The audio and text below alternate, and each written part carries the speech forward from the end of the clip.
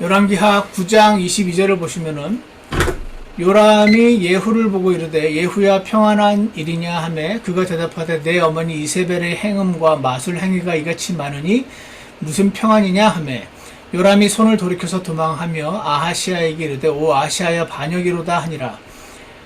예후가 힘을 다하여 활을 당겨 여호람의 두 팔 사이를 쏘매 화살이 그의 심장을 꿰뚫어 그가 병거에서 쓰러지므로 예후가 자기의 대장 빛깔에게 이르되 그를 취하여 예스레엘 사람 나봇의 상속물 밭에 던지라.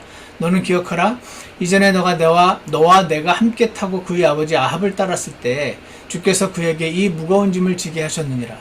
주께서 이르시되 내가 어제 분명히 나봇의 피와 그의 아들들의 피를 보았노라 하시고 또 주께서 이르시되 내가 그것을 이 땅에서 내게 갚으리라 하시나니 그런즉 이제 주의 말씀대로 그를 취하여 이 땅에 던질지니라 하니라.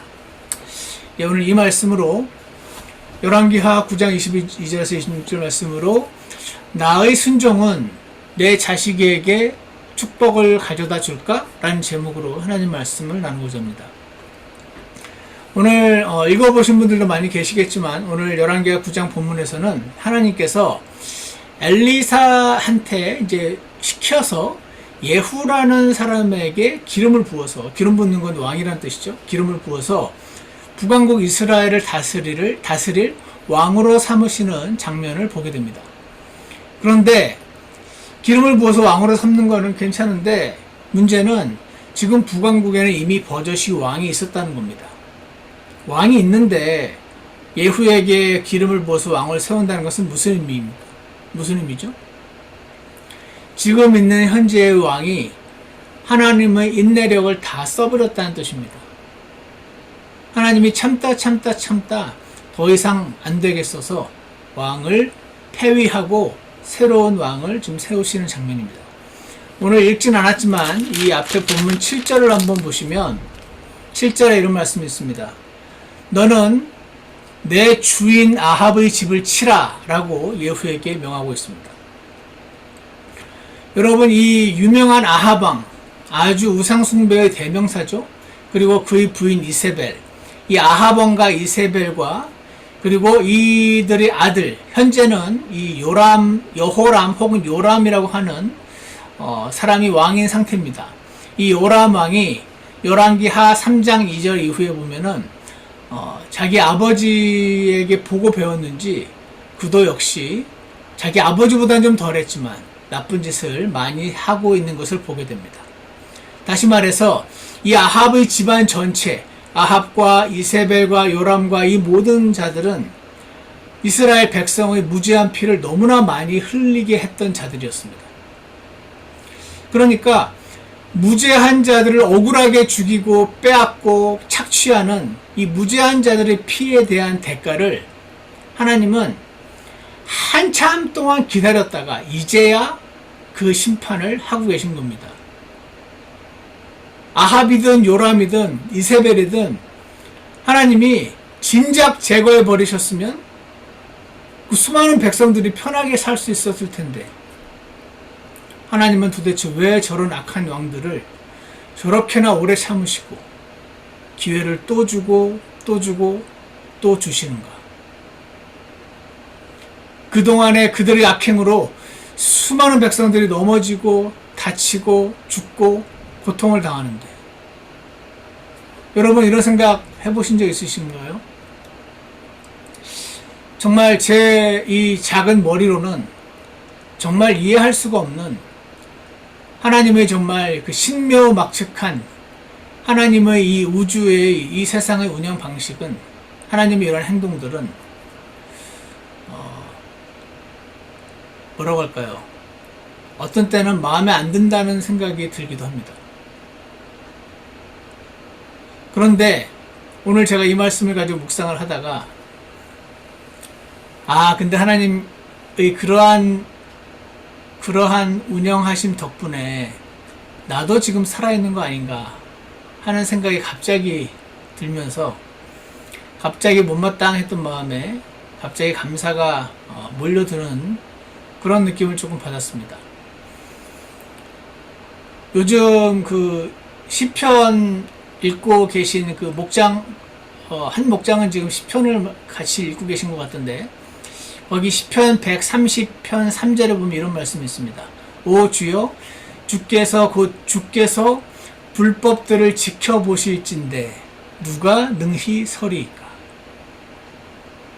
주께서 불꽃 같은 눈으로 불법들을 다 지켜보시고 일일이 하나하나 그때마다 심판하시고 이러시면 원래 하나님 법대로 불법 말고 법대로 하시기만 하면 누가 능히 설 수가 있습니까? 라는 고백을 시편 기자가 합니다. 그래서 사실 저도 그렇고 여러분도 그렇고 아합도 그렇고 요람도 그렇고 다 자신들이 지은 죄에 비해서 살아있을 수 있었던 것 아닙니까? 그래서 저는 여기서 참 놀라운 우리 하나님의 성품을 성경을 보면은 정말 칼날 같은 느낌이 들 때가 많이 있는데 칼날 같고 예리하고 무섭고 정확하신 그 정의의 하나님의 또 다른 면 도저히 양립할 수 없을 것 같다고 생각되는 또 다른 면이 보입니다. 오래 참고 긍휼을 베푸시고 그런 하나님을 보여주시는 구절이 아닐 수가 없는 것 같습니다.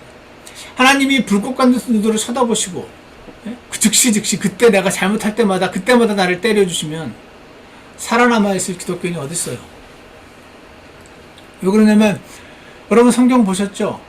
너무 완벽하고 너무 올곧은 너무 높은 이 하나님의 기준에 따라서 거기에 못 미치는 우리를 그때 심판하시면 이 세상에 한 명도 살아남아 있을 수 있는 사람이 없습니다. 자, 그래서 여기까지 묵상하다가 주님께 감사를 드렸고요. 그래도 오늘은 제가 이 정도에서 마치지 않고 좀 더 생각을 했습니다. 이런 생각이 그래도 여전히 있어요. 어떤 생각이냐면 아무리 그래도 나랑 아합과 이세벨과 비교할 수는 없지 않나? 이런 생각이 있습니다. 왜냐면은 그들의 악행은 왕의 악행이잖아요. 여러분 같은 보통 사람의 선택이 미치는 영향과는 비교가 안 됩니다. 그들의 선택 하나하나는 너무 많은 사람들에게 영향을 미치거든요. 그들의 그 권력의 남용으로 너무 많은 사람들이 고통과 죽임을 당하잖아요. 제가 누군가를 미워하기로 결심하는 거랑 히틀러가 누군가를 미워하기로 결심한 것은 완전히 차원이 다르잖아요. 그래서 조금 더 감사하다가도 다시 또 한번 왜 하나님의 이런 자들을 일정 기간 아니면 너무 오랜 시간 동안 제가 생각할 때는 내버려 두시는 건가? 나 일반 개인의 영향력과는 다르지 않는가? 왜 그들에게 그렇게 긍휼을 오래 베푸시는가? 이런 질문을 안 할 수가 없습니다. 여러분 어떻게 생각하십니까? 여러분 지금 저희 동네에 천둥 번개가 치고 있습니다. 왜 말씀드리냐면 허리케인이 와가지고 저희 동네까지 거기는 모르겠는데 영향을 미친다 그러면서 토네이도 경보가 떴어요. 혹시 토네이도가 불어서 전기가 끊어지면 이 모든 상황이 전기가 나갈 수도 있으니까 너무 놀라지 마시고요.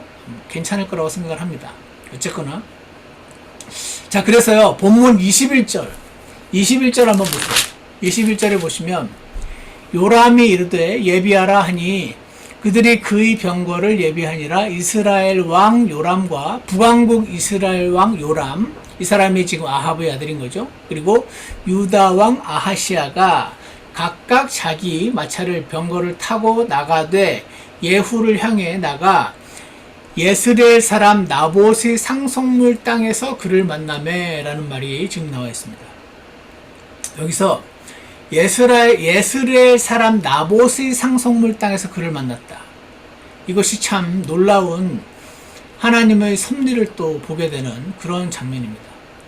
여러분 나봇이라는 사람 기억하십니까? 성경 읽기 하셨을 때 나봇이 어떤 일을 당했었는지 기억하시나요?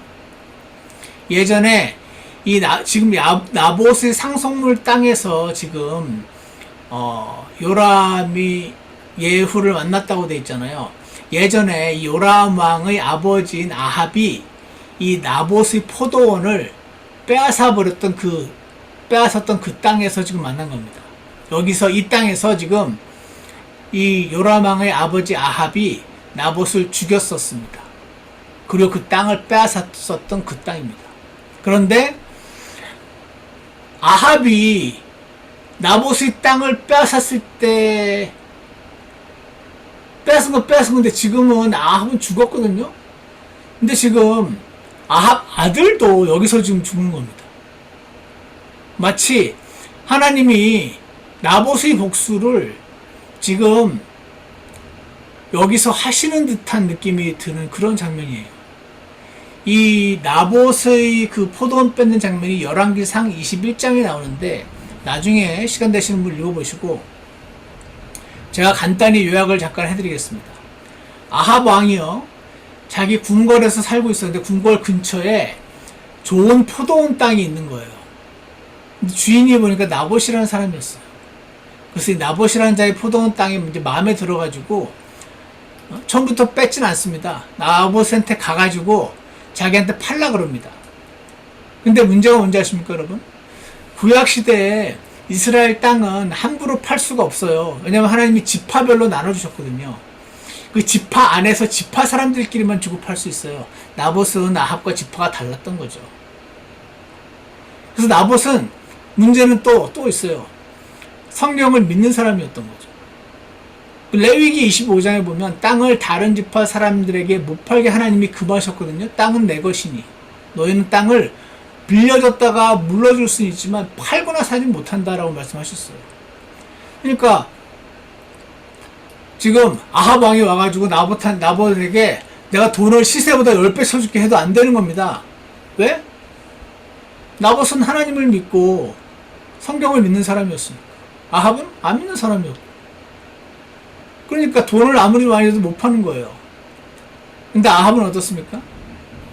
아합이라는 사람이 이제는 정말 성경 말씀대로 하는구나 하고 존경했을까요? 아니죠. 아합은 솔직히 성경에 그런 말이 있는 줄도 몰랐을 겁니다. 그리고 이따손 치더라도 지킬 마음도 없었을 겁니다. 이런 사람에게 하나님 말씀에 이렇게 돼 있으니까 안 됩니다 라고 말하는 사람은 어떤 사람이 됩니까? 그냥 가증스러운 자입니다. 근데요, 이 아합은 포악하기보다는 찌질한 스타일입니다. 왜 그러냐? 나봇이 못 판다 그러니까 내 이놈 하면서 막 이렇게 해야 할 것 같은데 안 그래요. 나봇한테 거절당하고 집에 옵니다. 밥도 안 먹고 방에 처박힙니다. 그리고 슬퍼합니다. 쏙땅에 이렇게 하는 겁니다. 이 내용이 열왕기상 21장 4절에 나와 있습니다. 그랬더니 아합이 장가를 잘 갔는지 마누라가 옵니다. 왜 또 그래? 그때 아합이 자초지종을 얘기해요. 그런 일이 있었어? 요즘 누가 하나님 말씀대로 사나? 내가 그 땅 뺏어줄게 여보 하는 겁니다. 그깟 일로 그렇게 의기소침해. 당신은 그냥 가만히 있어요 하고 나서 무슨 짓을 합니까? 요즘 신문에 뉴스에 많이 나오는 우리나라 한국 대한민국 검사들이 많이 하는 거 그거 합니다. 모해 위증 교사. 가짜 증인들을 만들어 가지고 모해 하지도 않은 일을 했다고 해가지고 어떤 사람을 감옥에 보내는 거 그거 합니다. 모해 위증 교사를 해가지고 가짜 증인을 세워가지고 기소했습니다. 저 나봇이라는 자가 이런 말을 하는 걸 들었다. 저 자는 돌로 쳐 죽여야 되는 신성모독을 했다. 이렇게 이 내용이 열왕기상 21장 10절에 나옵니다.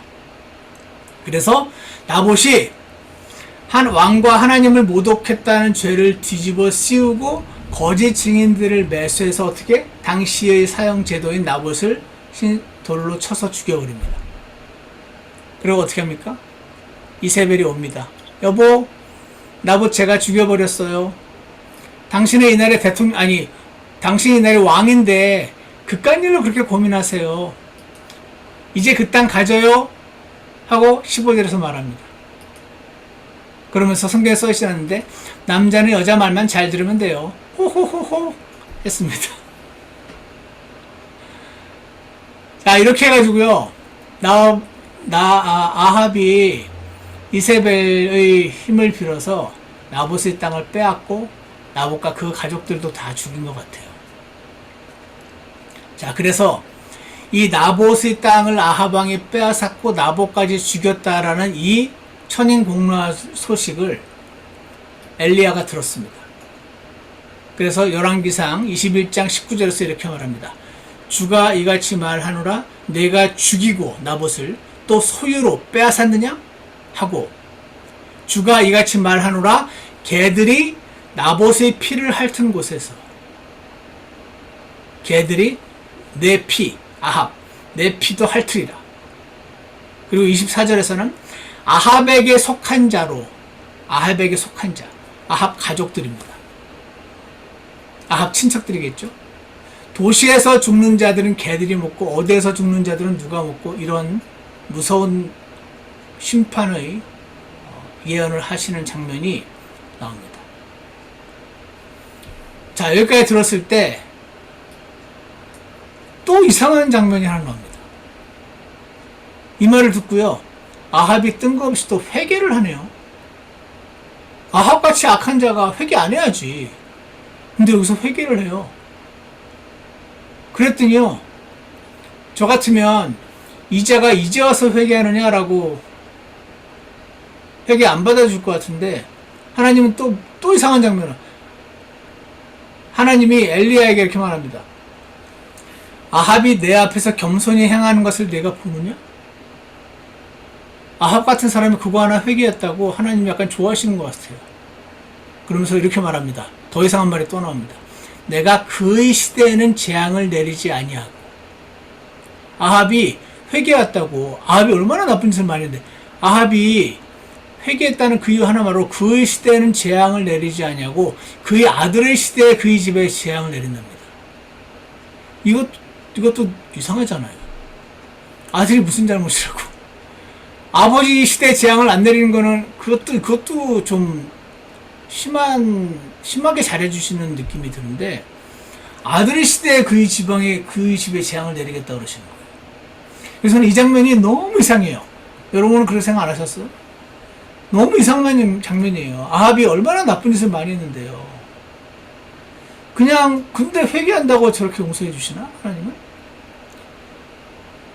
그리고 아합이 잘못했는데 아들 때에 재앙을 내리신다는 거예요. 아들은 무슨 죄입니까? 이런 생각들 때문에 저는 이 장면이 굉장히 이상한 장면이라고 생각을 합니다. 그래서 오늘 이제 샅샅이 좀 살펴봤어요.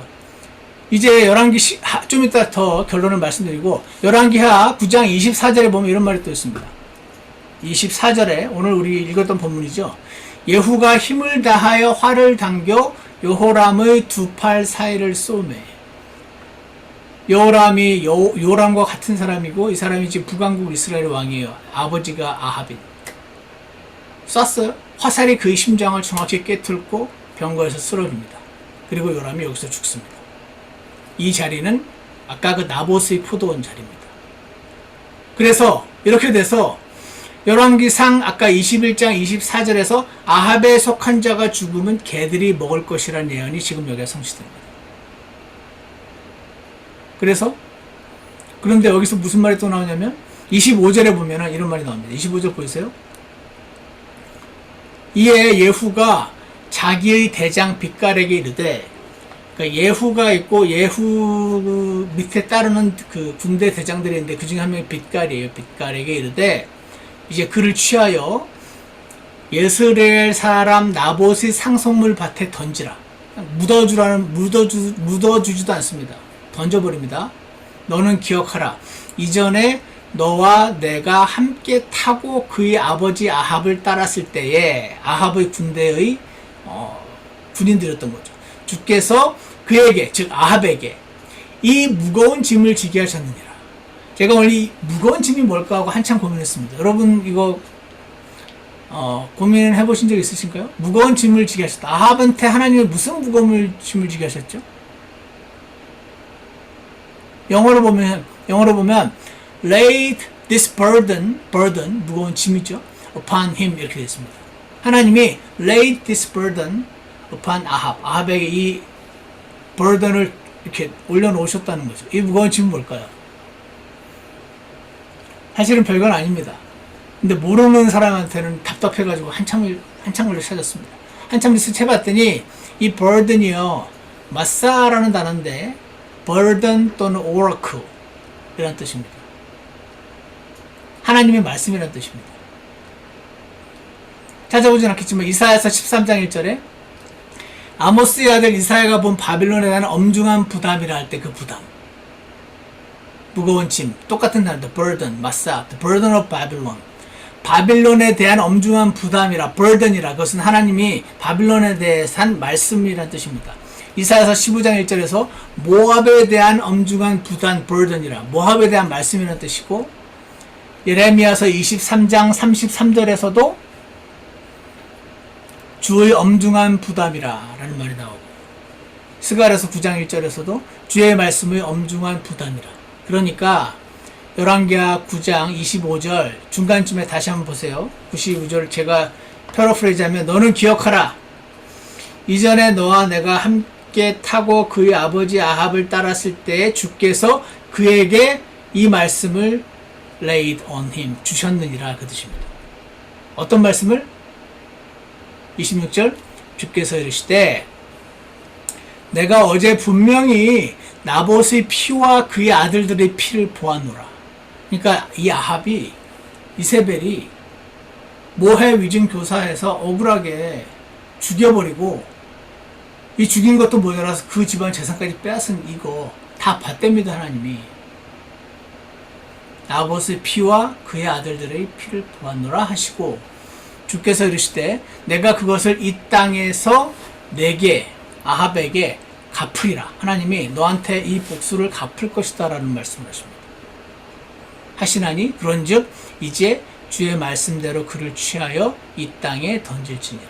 지금 예후는 하나님의 예언을 이루는, 아합과 그의 집안에 대한 하나님의 예언을 이루는 도구로서 지금 일을 수행을 하고 있는 것을 볼 수가 있는 거죠. 그러니까 너는 이 왕을 잘 묻어주면 안 되는 겁니다. 그 땅에 집어 던져서 개들이 먹게 하는 겁니다. 자, 여기 보시면요, 저의 질문은 이겁니다. 아버지 아합이 저지른 악행, 정말 천일공노할 정말 나쁜 사람이죠. 나봇이 포도원을 빼앗았던 일 하나뿐 아니지만 이 일 하나만 봐도 알잖아요. 나봇이 포도원을 빼앗았던 그 일, 그가 그 죄 없는 나봇과 죄 없는 그 나봇의 아들들의 피를 손에 묻혔던 그 일로 인해서 아합을 심판하신다고 했거든요. 그 실제로 심판하십니다. 나중에 아합이 도망가다가 갑옷의 이음새 사이에 우연히 쏜 화살에 맞고 죽어서 그가 얼린 피가 또 개들이 먹고 하는 그런 장면이 나오거든요. 그렇긴 하는데, 근데 또 아까 말씀드렸던 이상한 장면, 회개했다면서 봤냐 그러면서 좋아하시면서 일부 심판을 아들 때로 연기했었잖아요. 근데 그 아들 입장에서 너무 억울한 거 아닙니까? 아니, 아버지가 잘못했는데 내가 왜 그러고서 안 됩니까? 연대 책임입니까? 아버지 잘못을 아들에게 묻는 게 맞는 겁니까? 어떻게 생각하십니까? 근데 제가 이 말씀을 이제 한참 묵상하는데, 사실 요즘도 이런 원리가 여전히 작동하긴 하는 거 아세요? 지금도요, 아버지가 빚을 졌는데 그 빚진 아버지가 죽으면 아버지의 빚을 아들, 딸이 물려받습니다. 제가 알기로 거부하면 된다고 하는 것 같았는데, 어쨌거나 원리는 아버지 빚을 아들, 딸이 물려받습니다. 빚뿐 아니라 아버지가 돈이 많아서 그 재산을 자식들이 유산으로 물려받잖아요. 그러니까 이거는 자식이 뭘 잘해서 받는 게 아니에요. 그냥 아버지와 아들이어서 물려받는 그런 게 지금도 있어요. 그래서 하나님은 아버지와 자식을 이렇게 하나로 묶어서 보시는 듯한 경향이 있습니다.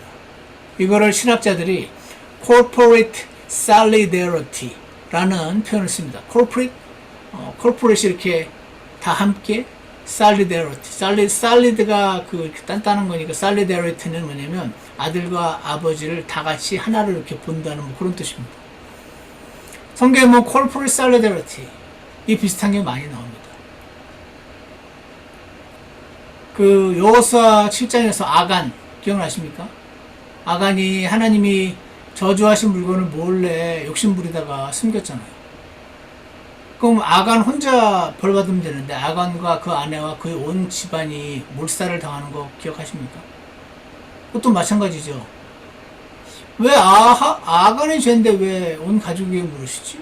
그런 질문이 생겨나게 되는 그런 일들이 굉장히 많이 있습니다. 그러니까 자 그러면은 보세요. 근데 아버지가 이제 잘못했어요. 아합처럼. 그래서 그 재앙이 아들에게로 넘어갔어요. 근데 이 아들이 재앙은 넘겨받았는데 유산으로 비처럼 물려받았는데 이 아들이 하나님 앞에서 잘하고 순종하고 하나님을 열심히 섬기고 하나님을 사랑하고 그러면 어떻게 되죠? 당연히 축복을 받습니다. 그러면은 그 아합 아버지에게서 물려받았던 그 재앙은 어떻게 되죠? 그 재앙은 어떻게 되는지는 안 나와 있어요. 안 나와 있는데 제가 주석서를 여러 개 봤는데 이거에 대해서 자세하게 설명하는 주석서를 아직은 발견을 못했는데 그냥 추측컨대 내 다음 때로 내려가지 않을까요? 없어질까요? 없어질 수도 있고 네? 그 재앙이 나가 물려받았는데 내가 하나님을 사랑하고 하나님께 신실하게 했을 때 이 재앙이 없어질 수도 있을 것 같고 왜냐하면 축복을 받거든요. 이 사람은 축복을 받는다는 말은 성경에 나와 있어요. 이 사람이 재앙을 물려받았기 때문에 가게에 흐르는 저주가 있어가지고 아무리 열심히 해도 절대로 그 저주를 못 벗어난다. 그거 전혀 아니다라는 말씀이 좀 이따 제가 보여드릴 건데 명확히 적혀 있어요. 그러니까 답은 두 가지밖에 없죠. 아버지한테 그러니까 요람으로 치자면 아버지한테 물려받던 이 저주가 요람이 잘했으면 없어졌거나 요람 아들 때로 넘어갔겠죠. 왜냐면 잘하면은 요람은 축복받거든요. 이해가시죠?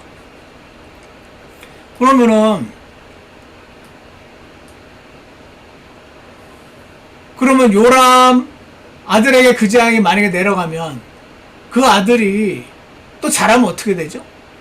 그럼 또 넘어가겠네? 여러분 이 부분은요 성경에 넘어간다 없어진다 어떻다 말이 없어서 뭐라고 제가 100% 이거가 진리라고 말을 못 드리겠는데 뭐 그러지 않을까 싶은 생각이 듭니다. 자 그러면은 이 부분도 성경에 정확히 안 나와 있는 것 같은데 거꾸로 생각을 해보세요. 같은 원리로 그럼 아버지가 아합이 아니고 굉장히 잘하는 사람이에요. 하나님을 사랑하고 열심히 섬기고 헌신하고 수고하고 아버지가 잘해요. 그러면 아버지가 아까 못했을 때 저주와 재앙이 아들대로 회개했다는 이유 하나만으로 넘어갔으니까 아버지가 잘하면 그 축복이 아들대로 내려갈까요? 그렇겠죠. 내가 잘해가지고 내 축복이 아들대로 만약에 넘어갔다 쳐요. 근데 이 아들이 잘못하면 어떻게 되죠? 당연히 심판과 벌을 받죠. 그러면은 아버지가 잘해서 물려받은 이 축복은 어떻게 되죠? 없어질 수도 있겠고 그 아들대로 넘어갈 수도 있겠네요. 이거는 그냥 여기 나와 있는 그거를 추론할 때 그렇다는 얘기입니다. 대표적인 예가 다윗의 아들 솔로몬이 아닙니까? 다윗은 내 마음에 합한 자라. 다윗이 저지른 죄가 많았지만 다윗이 직접 대가를 치렀거든요. 그 다윗의 축복이 원래는 솔로몬에게 가야 돼요. 그 솔로몬이 조금만 잘했으면은 다윗이 아버지의 덕분에 축복을 받을 수 있었는데 솔로몬이 우상숭배에 빠졌죠. 그래서 그 대가를 치르죠. 그래서 이 부분이 좀 복잡하죠. 아주 심플하게 이 기당에도 딱 하면 좋겠는데 양면이 다 있습니다, 여러분. 근데 양면이 다 있을 때 우리는 다 받아들여야 됩니다. 이 중에 만만한 거 아니면 내 마음에 와닿는 거 하나만 받아들이면, 아니면 가게에 흐르는 저주라는 책을 쓴 한국 목사님이 있습니다. 지금 저 떠날 때 밴쿠버에 왔었는데 지금 모르겠습니다. 가게에 흐르는 저주가 있다 그러면서 아무리 네가 잘해도 못 벗어난다, 이런 이단 같은 목사님이 나타납니다. 무슨 말인지 아십니까? 자, 근데 이거는 아버지가 잘못해서 아합이 잘못해서 이 재앙이 아들에게로 넘겨 보낸단 말이 분명히 적혀 있는데 이런 면이 있긴 있는데, 예레미야서 31장 29절에 보면 이런 말이 있어요. 그 날들에 그들이 다시는 아버지들이 신포도를 먹었으므로 자녀들의 이가 시리게 되었다 하지 아니하리라 라는 말이 나옵니다. 무슨 말, 다시 말씀드릴게요. 어떤 사람들, 이런 사람들이 있었던 거예요. 아버지들이 신포도를 먹었으므로. 신포도를 먹으면 이가 시릴 거 아니에요. 아버지가 신포도를 먹었으니까 아버지 이가 시리겠죠. 근데 어떤 사람들이 이렇게 말했다는 거죠. 아버지들이 신포도를 먹었으므로 자녀들의 이가 시리게 되었다라는 사람들이 있었던 거예요.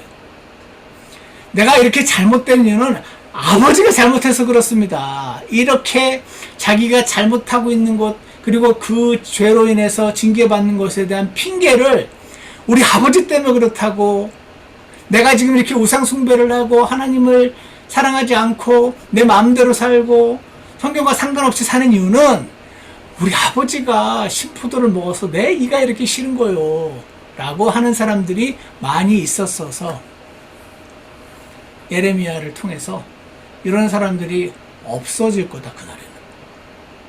에스겔서 18장 이대로도 나옵니다. 너희가 이스라엘 땅에 대해 이 속담을 사용하여 이르기를 아버지들이 신포도를 먹었으므로 자녀들의 이가 시리게 되었다 하거니와 그것은 무엇을 뜻하느냐. 아버지들이 신포도를 먹어서 자녀들의 이가 시린 게 아니고, 자녀들아 네가 신포도를 먹어서 이가 시린 거다, 지금 그 말 하는 겁니다. 너무 단순한 말이잖아요. 너무 단순한 말인데 이 당시에는 아버지 때문에 내가 이렇다라는 걸 진짜 믿은 사람들이 있었던 거예요. 그럼 하나님 뭐라고 하십니까? 모든 혼은 내 것이라. 에스겔서 18장 4절에 아버지의 혼도 내 거고 아들의 혼도 내 거니 죄를 짓는 혼, 그 혼은 죽을지니라. 아들아, 네가 죽는 건 네가 죄를 지어 죽는 거야. 네 아버지가 죄를 지어서 네가 죽는 게 아니야. 네가 재앙을 받는 건 네가 잘못해서 재앙을 받는 거지, 아버지가 잘못해서 네가 재앙을 받는 게 아니야, 이 말이 나오는 거죠. 그러면서 14절, 보라 가령 그가 아들을 낳았다 하자 그 아들이 자기가 아버지가 행한 모든 죄를 보고 깊이 생각하여. 자, 어떤 이제 아버지가 굉장히 우상숭배를 하고 하나님도 안 사랑하고 안 섬기고 마음대로 사는 아버지가 있었어요. 근데 아들이 아버지가 행한 모든 죄를 보고 깊이 생각하여.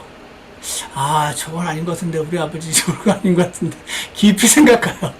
아버지가 행한 걸 안 행하고, 즉 산들 위에서 희생물을 먹지 아니하고 이스라엘 집의 우상숭들을 향하여 자기 눈을 들지 아니하며 자기 이웃의 아내를 더럽히지 아니하고 아버지와는 달리 이런 거 다 안 하고 아무도 학대하지 아니하고 단범으를 잡아두지 아니하고 폭력으로 노력하지 아니하고 오히려 굶주린 자에게 자기 빵을 주고 옷으로 벌거벗은 자를 덮어주며 자기 손을 금하여 가난한 자에게 떠나게 하고 이자나 이득을 받지 아니하며 내 판단의 법도를 지평하고 내 법궤 안에서 걸었을진데. 즉 아버지가 엄청 잘못했는데 그 아버지의 재앙이 아들에게 넘어왔을지 모르겠으나 아들이 이렇게 잘하면 그는 자기 아버지의 불법으로 인하여 죽지 아니하고 반드시 살리라.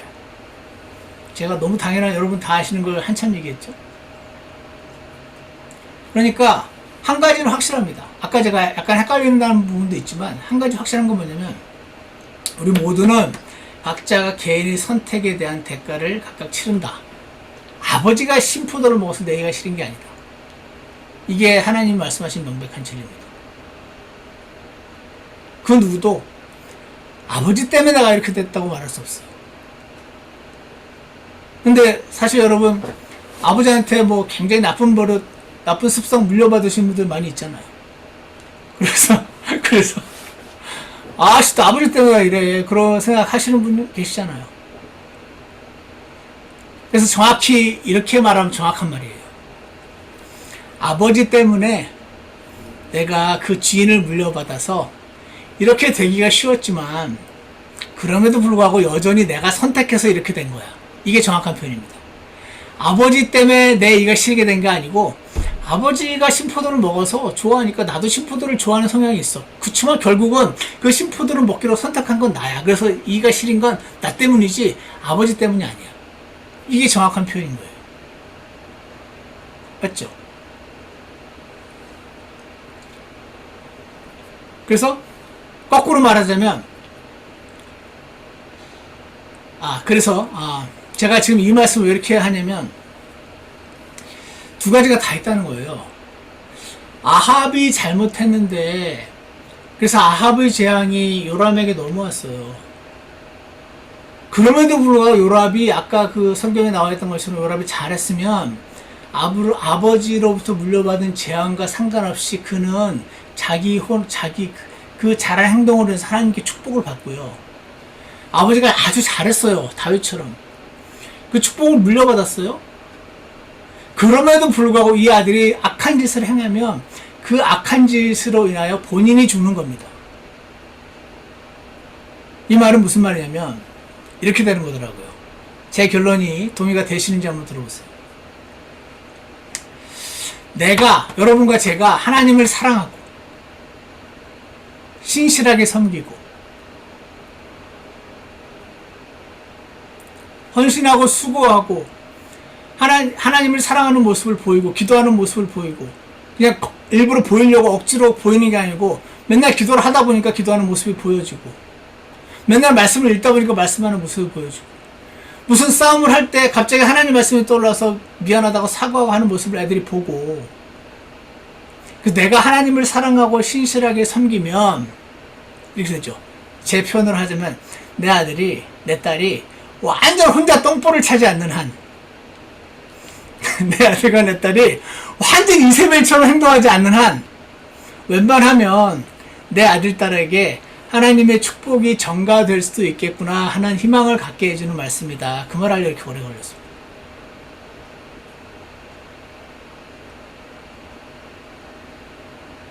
마찬가지로 내가 아합처럼 하나님과 상관없이 살아요.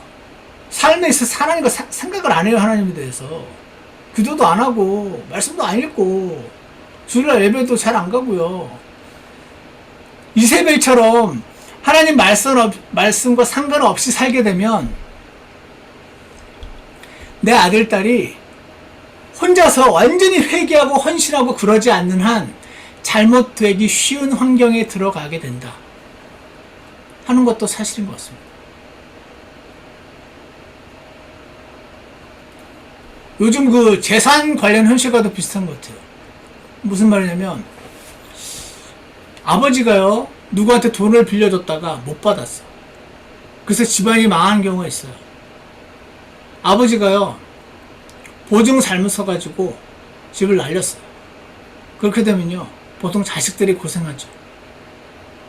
그래서 어려운 환경, 힘든 환경에 들어가죠. 하지만 이 아이가 아들이 딸이 본인이 잘하면 이거 극복 가능하단 말이에요. 동시에 아버지가 열심히 일하고 욕심 안 부리고 이상한 데 투자 안 하고 따박따박 잘 벌고 열심히 해가지고 재산을 많이 불려서 자식들에게 물려줬을 때 어떻게 됩니까? 자식들에게 좋은 환경을 제공해 주는 거죠. 아무리 근데 좋은 환경을 물려줘도 이 물려준 재산을 자식이 욕심 부리다가 다 날려버릴 수도 있는 거죠. 그러니까 아버지가 아무리 좋은 환경을 물려줘도 아들은 얼마든지 비참하게 살 수도 있고 아버지가 아무리 나쁜 환경을 줘도 아들은 그걸 극복하고 잘 살 수도 있어요. 그런데 오늘 양면이 다 있는 것을 볼 때 이런 거죠. 내가 잘하면 나뿐만 아니라 내 자식도 잘 될 수 있는 좋은 환경을 마련해 줄 수 있다. 이거는 사실인 것 같아요. 아합과 요람왕을 보면 그런 것 같아요. 이 세상 모든 아버지와 어머니들은 본인들이 하나님을 더 사랑하고 본인들이 아버지와 어머니가 하나님께 더 다가가고 주님께 더 순종하기로 결심하는 것이 자녀들에게 좋은 환경을 마련해 주는 매우 지혜로운 현명한 선택이구나 하는 것을 저는 결론을 내릴 수가 있습니다. 아버지가 아무리 열심히, 어머니가 아무리 열심히 하나님을 사랑하고 해도요, 아들은 얼마든지 망나니처럼 자랄 수도 있습니다. 그렇지만 오늘 이 두 가지 원리, 아버지가 잘못한 그 재앙이 넘어가긴 하는데 그래도 아버지가 심포도 먹었다고 아들이 이가 싫은 건 아니라는 하나님 말씀을 두 개를 다 종합해 보건데, 그러니까 모태신앙은 좋은 전통이죠. 모태신앙이라고 내 아들이 구원 받습니까? 그건 아니죠. 모태신앙이라도 구원 못 받아요. 본인이 선택하는 거거든요. 근데 모태신앙이라고 본인이 구원을 못 받지만 이 아이가 구원받을 수 있는 좋은 환경을 마련해 준다는 면은 사실이죠. 하나님을 섬기게 하는 좋은 환경을 줄 수 있다는 건 사실입니다. 하지만 모태신앙이라고 해서 다 구원받고 다 하나님을 잘 섬기는 건 아니죠. 역사상 칼 막스를 비롯해서 굉장히 많더라고요. 아버지가 목사였었던 사람들이 많던데요. 그러니까 좋은 환경을 마련해 줬겠죠, 아버지들이. 근데 본인은 완전히 하나님과 반대서 수많은 사람을 지옥으로 이끄는 그런 사람들이 탄생하더군요. 그러니까 이 다인의 여행이 너무 복잡해서 사실 뭐라고 딱 한마디로 말하기 어려운데, 확실한 거는 내가 잘하면 좋은 환경을 분명히 준다. 내가 잘하면 이 축복이 아들에게 갈 수도 있다. 여러분 이미 다 아시는 걸 줄 모르지만 제가 길게 얘기했습니다. 오늘 제목이 이거였습니다. 나의 순종은 내 자식에게 축복을 가져다 줄까? 답은 아버지의 순종은 자식에게 축복을 경험할 수 있는 좋은 환경을 만들어준다. 여기까지는 사실인 거죠. 하지만 아버지의 순종이 자식에게 반드시 축복을 가져다 주지는 못하죠.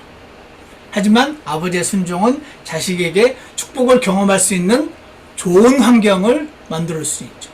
본인이 똥볼을 차지 않는 한 좋은 환경을 만들어 준다. 그러므로 결론은 아버지와 어머니들, 저와 여러분은 오늘 신실하게 주님을 사랑하고 섬기고 수고하는 것이 자신을 위한 길일 뿐 아니라 자신을 위해서 목숨을 내어 버리신 예수님을 위한 길일 뿐 아니라 온 가족을 위한 가장 현명한 길이다 라고 하나님께서 우리에게 주신다고, 이 말씀을 주신다고 확신합니다. 사랑하는 어머니 아버지 여러분, 신실하게 주의 일을 넘치게 하시고 주님을 사랑하고 하나님 말씀에 반응하는 저와 여러분이 되셔서, 그렇다고 해서 내 자식에게 축복이 바로 가지는 않지만 축복을 받을 수 있는 좋은 환경을 주시는 걸 확실하다는 오늘 하나님 말씀의 그 프린서플, 원리를 기억하시고 그것을 모두 경험하게 되는 저와 여러분이 되기를 주 예수님 이름으로 축원합니다. 기도하겠습니다. 사랑하는 하나님 아버지, 오늘 하나님 말씀 통해서 사람의 머리로 다 알 수는 없지만 하나님의 기록해 놓으신 말씀들을 통해서 조금이나마 조금 알 수 있는 것은 있는 것 같습니다. 주님, 저희들의 섬김이, 저희들의 부족한 헌신과 저희들이 부족한 하나님을 향한 사랑이 저희를 위해서 목숨을 내버리신 주 예수님의 마음을 조금이나마 시원케 해드리게 되기를 원하고, 그리고 그 일을 행할 때 저희 안에 또한 기쁨과 감사가 넘치게 되는 것도 감사드리고, 그리고 저희 아이들과 우리 온 가족을 향한 가장 현명한 선택이라는 사실을 잊지 않게 하셔서 저희가 주님의 일에 게을리지 않게 해주시고 하나님을 사랑하는 일에 열심히 부리는 자들 될 수 있도록 그렇게 축복하여 주시기를 간절히 원합니다. 아합과 이세벨 같이 되지 않게 해주시고 다윗처럼 될 수 있게 도와주셔서 하나님의 축복을 누리며 살아가는 자들 될 수 있게 인도하여 주시옵소서. 예수님 이름으로 기도드렸습니다. 우리 다같이 찬송가 714장 그날 다가오네 한 장 다시 부르고요. 2절까지 다 부른 다음에 그 다음에 다시 1절부터 2절 하는 동안은 함께 기도하는 시간 잠깐 갖겠습니다. 714장입니다.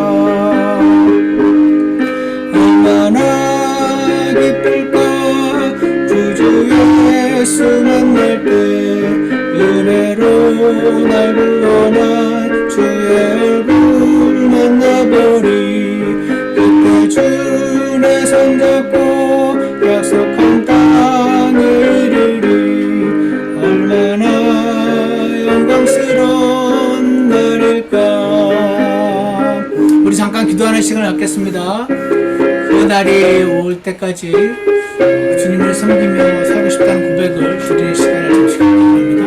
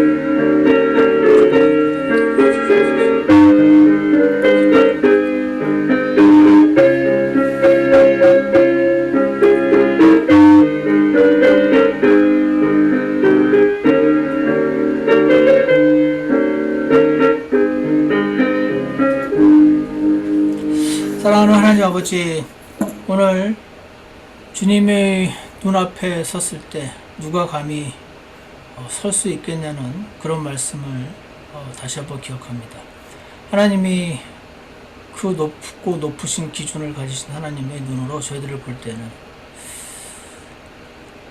물론 아합과는 질이 다르다고 생각하긴 하지만 그래도 하나님의 기준을 못 미친다는 면에서는 동일한 죄인임을 이 시간 다시 한번 기억합니다.